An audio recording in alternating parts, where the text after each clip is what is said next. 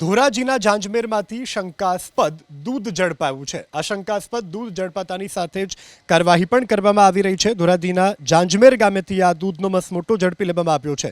રાજકોટ ગ્રામ્ય એસઓજીએ બાતમીના આધારે જાંજમેર ગામની દ્વારકાધીશ દૂધ ડેરીમાં રેડ કરી ગ્રામ્ય એસઓજીએ બાતમી મળી હતી કે ડેરીમાં દૂધની માત્રા અને ફેટ વધારે હાનિકારક પદાર્થોથી ભેળસેળ કરી અને બનાવવામાં આવી રહ્યું છે।